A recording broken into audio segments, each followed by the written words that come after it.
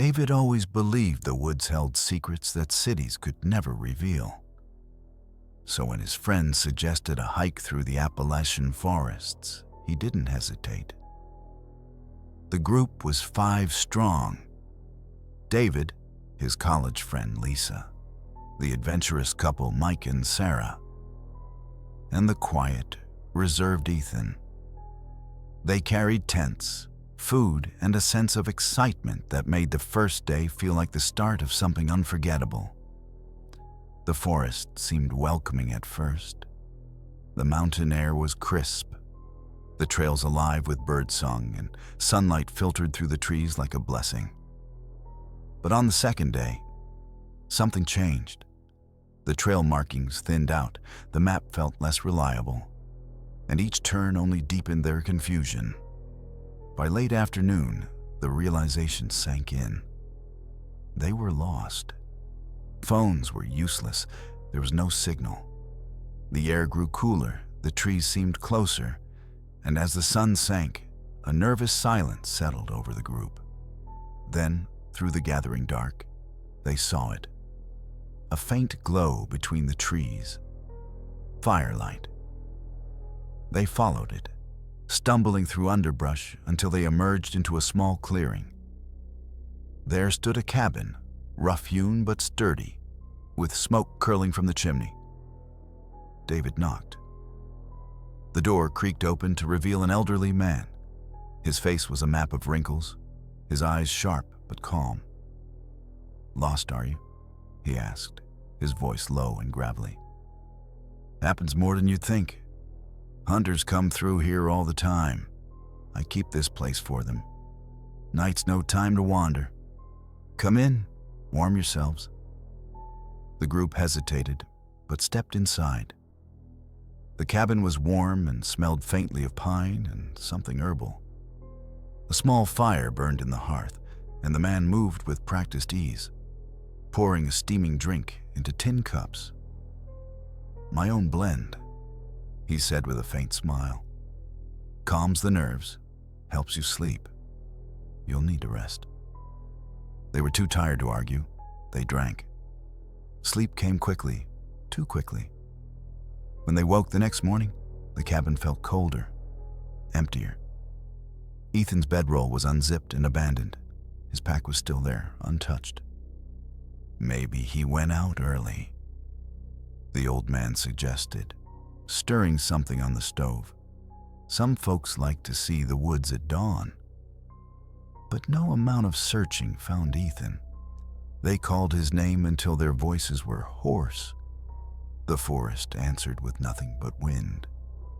By evening, exhausted and shaken, they tried to find a way back to civilization. But the woods seemed endless, and when night fell, they stumbled once again onto the same clearing, the same faint glow of the cabin. The man greeted them as if nothing was strange. "Long forest? Easy to get turned around? Best stay the night." Again, the tea. Again, the warmth. The next morning, Sarah was gone. Panic turned to dread. Theories were whispered. Wild animals, getting lost alone, something worse. Mike insisted they leave immediately. They marched for hours, cutting through brambles, ignoring paths. But as dusk descended, the same light pierced the trees, the same cabin. The old man was waiting. He never seemed surprised. His calm was unsettling now. That night, when they returned to the cabin, something in Mike seemed to break. The old man offered them tea again, but Mike barely touched his cup. He was restless, pacing, muttering Sarah's name under his breath. When David and Lisa begged him to wait until morning to search, he snapped. "She's out there, and I'm not sitting here while she's alone."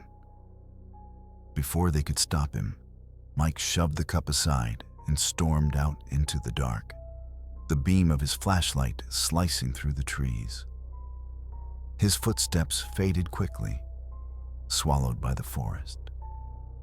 David and Lisa tried to follow, but a wave of weakness hit them, like every limb was turning to stone. The tea sat warm in their hands, half drunk. They didn't remember lying down, only that the cabin tilted and blurred until there was nothing. By morning, only the two of them remained. Mike was gone. David and Lisa tried to find Mike. They combed the forest, calling his name, but there was no sign of him. Wandering through the forest, they again failed to notice that it had grown dark. After a while, they saw the same lights among the trees, the same clearing, the same cabin, and heard the old man's quiet voice. "You again. Come in." When the man handed them the tea, David hesitated. Something about the way the aroma seemed heavier, almost sweetly bitter, unsettled him. He remembered how quickly sleep had claimed them each night, how the missing had never stirred. A thought wormed into his mind. What if the tea isn't just tea? He raised the cup, pretended to sip, but let the liquid spill silently into the corner of the hearth. Lisa drank, too weary to care. The cabin grew silent. The fire crackled. David lay awake, feigning sleep, his heart pounding. Hours passed until he heard it, the soft scrape of boots on the wooden floor. Through half-closed eyes, he saw the old man moving quietly, stooping beside Lisa. His lips moved close to her ear, whispering something low and rhythmic. Lisa stirred. Her eyes opened, blank and unfocused, as though she were dreaming. Without hesitation, she stood and walked toward the door, her steps slow but sure, like a sleepwalker following an invisible thread. David waited until the door creaked shut before he moved. He rose silently, but the old man was already turning toward him, a shadow framed in the doorway. "You shouldn't follow," the man said softly. But David didn't listen. He lunged, shoving past the old figure. The man stumbled, muttering something sharp and strange, but David was already outside. Lisa was ahead, her pace steady, heading into the black wall of trees. David ran, caught up, grabbed her arm. "Lisa, wake up," he hissed, shaking her. But her face was slack, eyes wide and unseeing. She fought his grip with surprising strength, pulling toward the forest as though something called her name. Then, footsteps behind him, heavy, deliberate. David turned. The old man stood only a few feet away, something glinting in his hand. The last thing David felt was the sharp sting at the side of his head, the world tilting into darkness.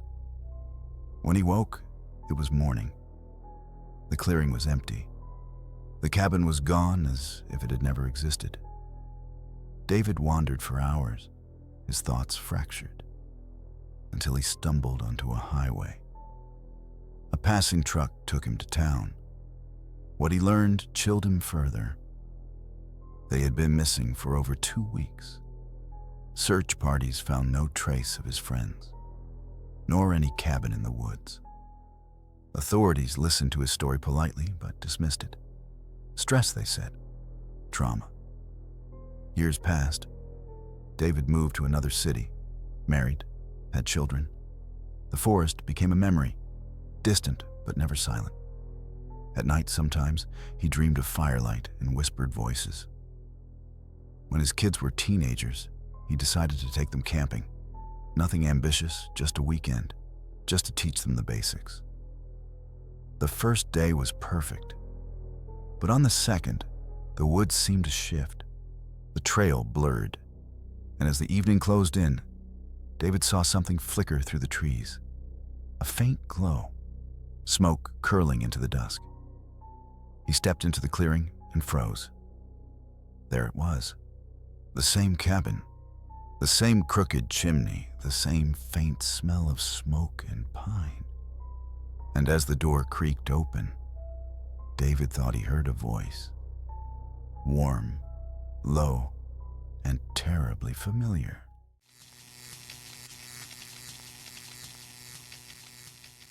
By the time they realized they were off the trail, the light was already dying. The Appalachian woods had a way of swallowing the sun whole, leaving only the thin blue glow that made everything look distant and flat. The five of them stood in a rough circle, breathing hard, the quiet pressing in. It was supposed to be a loop, Nate said, as if saying it out loud would make the trail reappear. It is a loop, Mark answered, pulling the map out of his pocket, his jaw tight.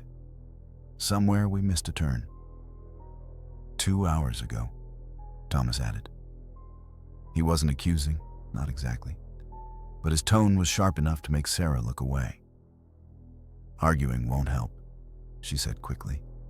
We need to find somewhere to camp before it gets dark. The forest stretched in every direction, identical and endless. The usual chorus of cicadas and birds had gone quiet, leaving only the occasional sigh of wind through the trees. Then Lena saw it. Over there. At first, Mark thought it was just more trees, a break in the branches maybe. But when they pushed through the undergrowth, they stepped into a clearing. The cabin stood alone, squat and weathered, its tin roof bent in one corner as if something had fallen on it years ago. The clearing was choked with tall grass, but there were no footprints, no tire tracks, no sign anyone had been here for decades. No one spoke for a long moment.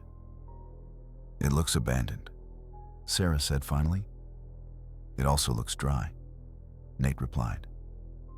He was already heading for the porch. The boards groaned under his boots, but held. The door wasn't locked. Inside, the air was still and stale, but not rotten. The place was one room, just big enough for a table, 3 mismatched chairs, and a cast-iron stove that looked like it hadn't been lit in years. Dust covered everything except for a single mug on the table, as if someone had been here recently, or had left in a hurry. It'll do, Thomas said, unslinging his pack. Better than sleeping under the trees. They set up quickly. No one wanted to talk about how strange it felt to be there, how the clearing seemed unnaturally quiet, quieter than the woods had been just minutes earlier. By the time Nate coaxed a fire out of the stove, night had fallen. The warmth was a relief, the flicker of the fire almost comforting. Almost. Mark sat near the door, watching the flames. He couldn't shake the feeling that the cabin wasn't empty. Not really. Not in the way a place should be empty. Lena kept her camera in her lap, fingers resting on the lens cap. She hadn't taken a single picture since they arrived. Outside, the wind rose, rattling the tin roof. Tomorrow we find a trail, Mark said, more to himself than to the others. Tomorrow, Thomas echoed. But no one slept well. It wasn't the noise. There was no noise. That was the problem. The forest, the wind. Even the creak of the cabin had gone still, as if the whole mountain were holding its breath. When Mark closed his eyes, he thought he could feel the weight of the woods pressing down on the cabin, like they had sunk too deep into some place that didn't want them there. And then the first snowflake touched the window. By morning, the world had changed. When Mark opened his eyes, the first thing he saw was his own breath hanging in the air. The stove had gone out sometime in the night, and the cabin was as cold as a refrigerator. Why is it so cold? Sarah's voice cracked as she sat up, rubbing her arms. Thomas was already at the window. You should see this, he said. They gathered around. Outside, the clearing was buried under a sheet of white. Snow reached halfway up the porch steps, untouched, perfect. The trees stood silent, heavy with frost. It was August yesterday, Nate said finally, his voice flat. No one answered. They stayed inside as long as they could, huddled near the stove once Nate coaxed it back to life. The fire helped, but it didn't erase the way the cold pressed against the walls, as if the forest itself wanted in. By afternoon, the snow had thickened. The world outside blurred to white, and the wind moaned through the gaps in the roof. "This isn't right," Sarah said. She was sitting on her sleeping bag, knees pulled up to her chest. Her voice was small. "This doesn't just happen. Not here. Not now. Blizzards happen," Thomas said. He was staring into the fire, even in August. "Not like this," Lena said softly. She had her camera in her lap again, but she hadn't taken a single picture. The hours stretched. They took turns feeding the fire, but the warmth never seemed to last. Conversation turned short, clipped, not out of anger, but because no one wanted to say what they were really thinking. Mark kept glancing at the door. He didn't know why, as if he was expecting someone to knock. As the day dragged toward night, the storm outside grew louder, beating against the cabin like a tide. Nate broke first. "We should try to leave in the morning," he said suddenly, his voice too loud in the small room. "Storm or no storm, I'm not freezing to death out here because we're too scared to move." "And go where?" Mark asked. He didn't look at him. "We don't even know which direction we came from. Anywhere's better than sitting here waiting for—" Nate cut himself off, but the word he didn't say hung in the air. Waiting for what? The fire popped. When night finally came, they laid out their sleeping bags close to the stove. No one admitted it, but they all wanted to be near the heat and near each other. Mark didn't sleep. He lay on his back, staring at the ceiling.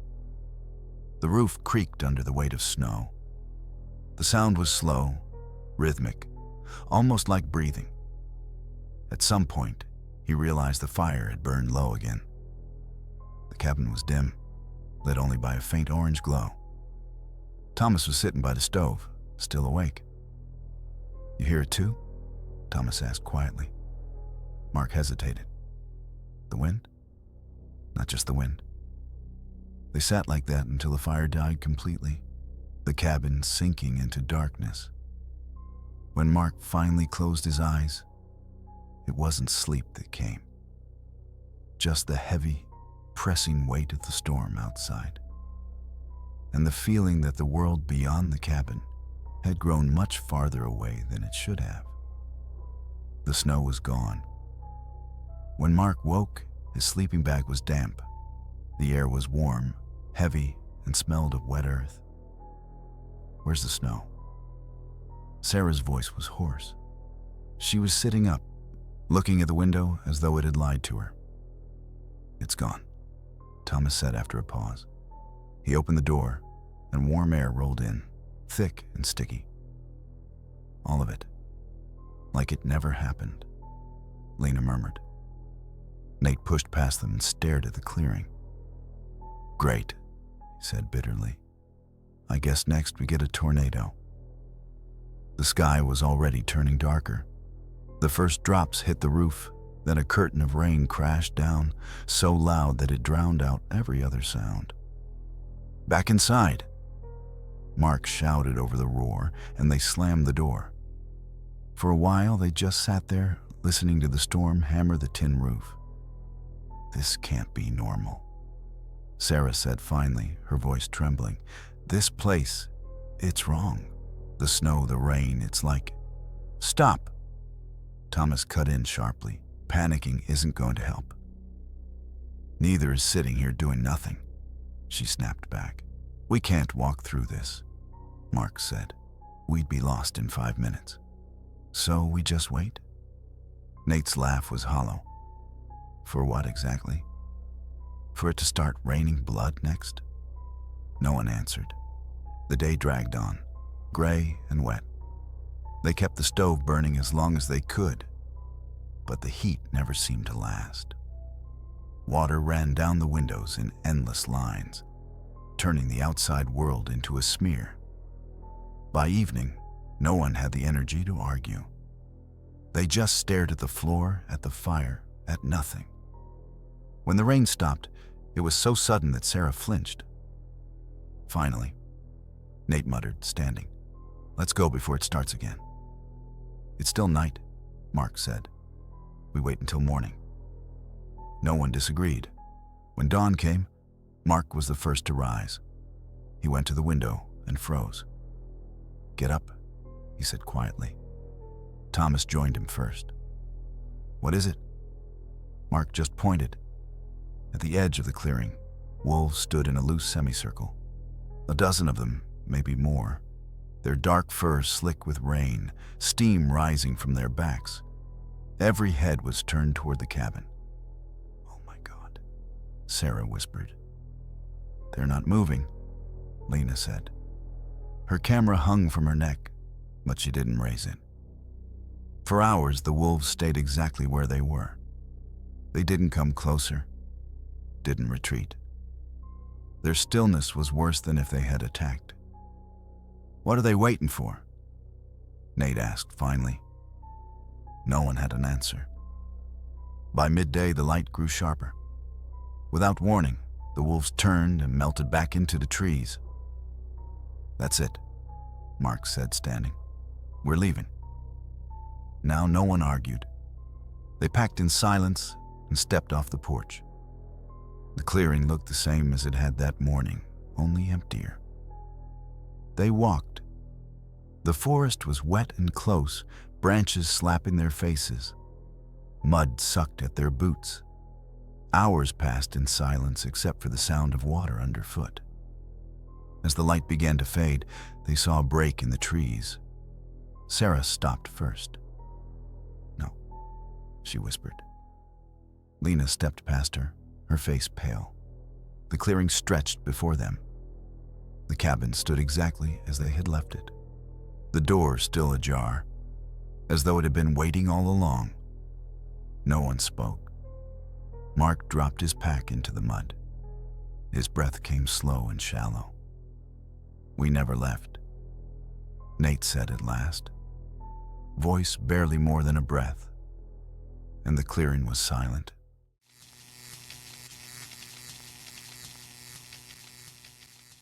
If you ask the locals in the small town of Wilburn, deep in the Appalachian foothills, they'll tell you the same thing. Don't stray off the trail after sunset. They don't say it with a smile either. That was the very sentence echoing in Eli's head as he zipped up his pack. 4 of them had come for the weekend hike. Eli, the cautious one. Mara, his sister, who dragged him here. Connor, her overly confident boyfriend. And Jess, the quiet one with a camera that never left her neck. "Still time to turn back," Eli muttered as he tightened his laces. "Still time to live a little," Mara shot back, grinning, her breath visible in the late autumn air. They were only a few miles off the marked trail when the forest changed. It wasn't dramatic, no mist rolling in, no sudden silence. But the trees seemed closer, the path narrower, as though the woods themselves were leaning in to watch. Connor was in the lead, of course, swinging a walking stick like a sword. "Relax," he called over his shoulder. "It's just forest." You city people get weird about trees, but then Jess stopped dead in her tracks. "Do you hear that?" she asked. They all froze. At first, it was just the crunch of leaves under their boots, the distant call of a crow. Then it came again, a dragging sound, slow and deliberate, like someone pulling something heavy through the underbrush. "Could be a deer," Connor said. "That's not a deer," Jess whispered. Eli saw him first, a figure maybe 30 yards away, standing between two sycamores. The man, if it was a man, was barefoot, his clothes ragged and soaked in dirt, his face hidden under a mop of dark hair. He didn't move, didn't even flinch when they called out. "Hey," Connor shouted. "You lost, buddy?" No response. Then, slowly, the man crouched and began scratching something into the ground with a stick. They stood frozen as he worked, fast and precise, until the lines took shape. A winding pattern, a crude map. At its center, a square, maybe a building. When he finished, he looked up. His eyes were wild and glassy, like someone who hadn't slept in years. Then he pressed his hand flat against the earth, as if telling them to remember. Mara swallowed hard. "Do we follow it?" Eli opened his mouth to say no, absolutely not. But Connor was already kneeling beside the map. "Yeah," he said. "It's like a local secret or something." "This is awesome." By the time the sun dipped low, they'd reached it. A small, rotting cabin, half swallowed by vines. Its windows were boarded, its roof sagged, but the door stood open as if waiting for them. Inside, dust floated like ash in the beam of their flashlights. There was a single table, a rusted stove, and the remains of what might have been a bed. The stranger followed them all the way here, sitting cross-legged by the doorway like a silent sentinel. "Okay," Eli said finally. "We stay one night and leave first thing in the morning. Deal?" No one argued. They lit a small fire in the stove, ate energy bars in silence, and listened to the wind scratch against the cabin walls. At some point, exhaustion pulled them into an uneasy sleep. When Eli woke just before dawn, the doorway was empty. The stranger was gone. And outside the cabin windows, the trees, all of them, had vanished. Where the forest had been was nothing but a horizon of sand, rippling under a pale, merciless sun. The desert didn't make sense. Eli stood at the cabin's window, his breath fogging the glass, staring at the horizon that seemed to stretch forever. There was no edge, no tree line in the distance. Just rolling dunes and an empty sky. Connor was already at the door, his boots crunching on the dry threshold. "Okay, this is crazy," he said, almost laughing. "We went to sleep in Virginia and woke up in Arizona. I say we go see what's out there. Are you out of your mind?" Eli snapped. "We don't even know if it's real. Look at the sand. It's too perfect." Jess knelt and scooped some into her hand.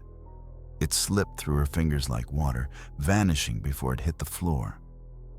"It's real enough," she whispered. Mara was silent, her arms crossed tightly over her chest. "We can't just stay here," she said at last. "What if that guy comes back?" They all turned to the doorway, where the stranger had sat the night before. There was no sign he had ever been there. "Fine," Eli said finally, "but we stick together.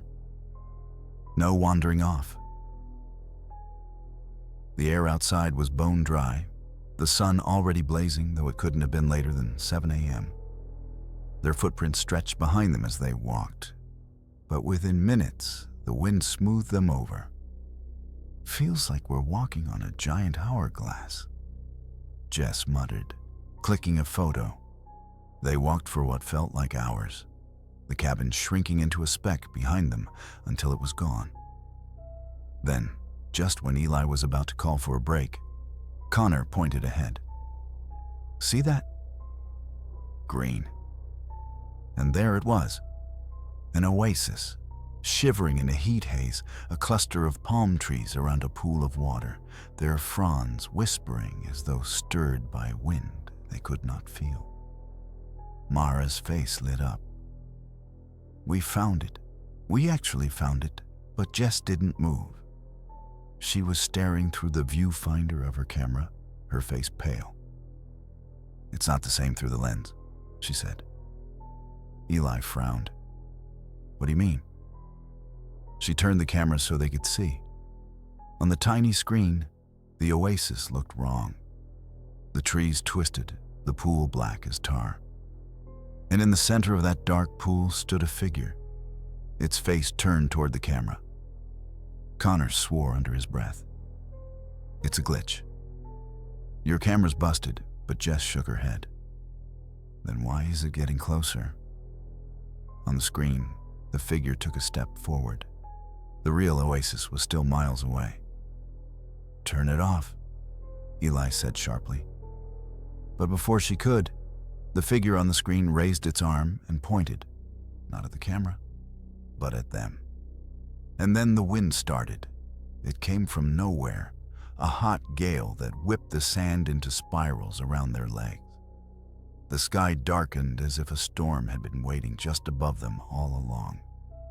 "We have to move," Mara shouted over the roar. They ran, half blind, toward the oasis. The air stung their eyes, and every time Eli looked back, he thought he saw something. Shapes, tall and thin, keeping pace just beyond the wall of dust. By the time they stumbled beneath the palms, the wind stopped. The pool was there, still and glassy, and the figure from Jess's camera was standing on the opposite bank. No one spoke. The figure across the pool stood motionless, its reflection perfectly clear in the water, too clear, as if the pool were a sheet of glass. It was tall, its face obscured by tangled hair, wearing the same ragged clothes as the man who had led them here. "Is that him?" Mara whispered. Connor took a step forward, but Eli grabbed his arm. "Don't," Eli said. "This is wrong. All of this is wrong." The figure tilted its head, almost curious, then knelt at the water's edge and touched the surface. The reflection rippled, and in the next moment, the pool wasn't showing them anymore. It was showing the cabin. Inside it, 4 sleeping figures. Jess clapped a hand over her mouth. "That's us," she breathed. "But we're not." Mara stopped herself because she didn't know how to finish. Connor swore and threw a stone into the pool. It didn't sink. It just hovered there, suspended like an insect in amber. The figure rose to its feet and stepped into the water. There was no splash.